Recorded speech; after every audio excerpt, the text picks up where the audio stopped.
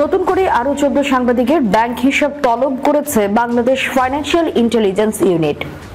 বুধবার এই সাংবাদিকদের পাশাপাশি তাদের ব্যক্তি মালিকানাধীন প্রতিষ্ঠানের ব্যাংক হিসেবের তথ্য দেওয়ার নির্দেশনা দেওয়া হয়েছে। ব্যাংক ও আর্থিক প্রতিষ্ঠানগুলোর কাছে এই সংক্রান্ত নির্দেশনা পাঠিয়েছে সংস্থাটি।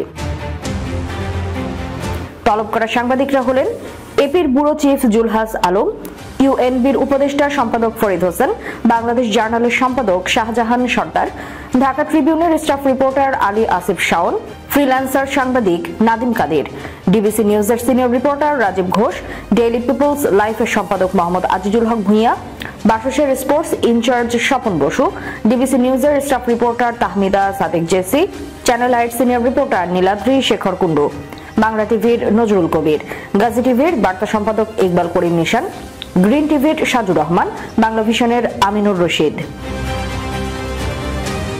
বিএফআইইউ এর নির্দেশনায় আরো বলা হয়েছে, হিসাব তলব করা ব্যক্তিদের সংশ্লিষ্ট তথ্য বা দলিলে যেমন হিসাব খোলার ফর্ম, কেওয়াইসি ও লেনদেন বিবরণী ইত্যাদি চিঠি দেওয়ার তারিখ থেকে 7 কার্যদিবসের মধ্যে বিএফআইইউ তে পাঠানোর জন্য ব্যাংক ও আর্থিক প্রতিষ্ঠানগুলোকে বলা হয়েছে।